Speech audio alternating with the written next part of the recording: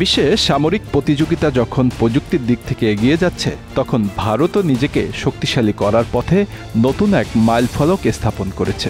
50,000 কোটি টাকার বিনিময়ে যুক্তরাষ্ট্র থেকে 31টি অত্যাধুনিক সামরিক ড্রোন কিনছে।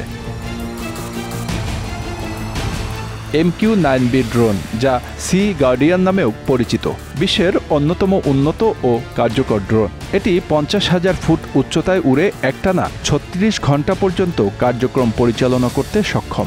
1 ঘন্টায় প্রায় 400 কিলোমিটার গতিতে চলতে সক্ষম। রয়েছে 1700 কেজি পর্যন্ত অস্ত্র এবং সেন্সর বহন করতে পারার ক্ষমতা।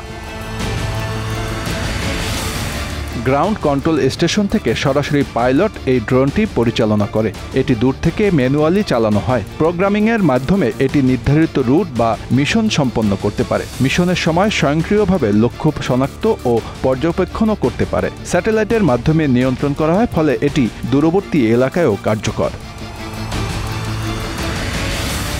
এই ড্রোন উন্নত ইলেকট্রো অপটিক্যাল এবং ইনফ্রারেড সেন্সরের মাধ্যমে দিন ও রাতে সমান দক্ষতায় পর্যবেক্ষণের ক্ষমতা রয়েছে সশস্ত্র ক্ষমতাও। হেলফায়ার মিসাইল ও গাইডেড বোমা বহন করে নির্ভুল হামলা চালানোর ক্ষমতা রয়েছে এই ড্রোনের। শুধু তাই না, স্যাটেলাইটের মাধ্যমে দূরবর্তী এলাকায় কার্যক্রম পরিচালনায় দক্ষ।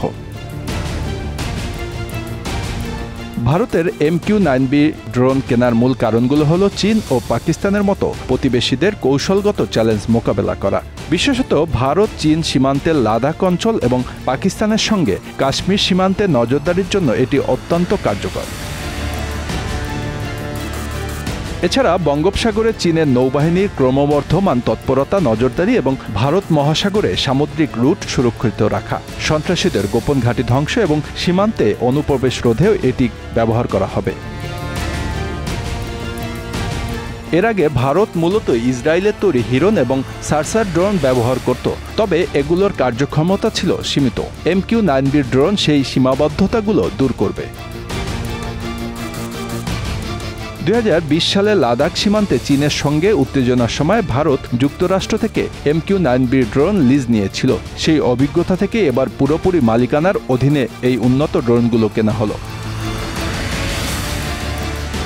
সামরিক বিশেষজ্ঞরা বলছেন, MQ-9B ড্রোনের ব্যবহার অনেক বৈচিত্র্যময়। এটি সামরিক বাহিনীর প্রতিটি শাখার জন্য নতুন সম্ভাবনা দুয়ার খুলে দিয়েছে।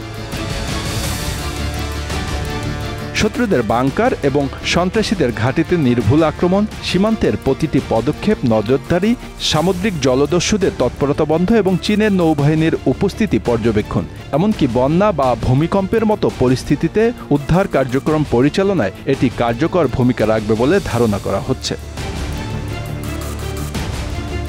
ভারত বা এশিয়ার আবহাওয়া অনুযায়ী ড্রোনগুলো তৈরি করা হচ্ছে। এটি পরিচালনার জন্য অপারেটরদের প্রশিক্ষণের ব্যবস্থা করা হচ্ছে। চুক্তি অনুযায়ী ড্রোনগুলোর প্রথম ব্যাচ 2025 সালের মধ্যেই ভারতের হাতে পৌঁছানোর কথা রয়েছে। এর মধ্যে 15টি ড্রোন ভারতীয় নৌবাহিনীর জন্য, 6টি বায়ুসেনা বা বিমান বাহিনীর জন্য এবং 10টি স্থল বাহিনীর জন্য বরাদ্দ থাকবে। Bangla affairs news desk.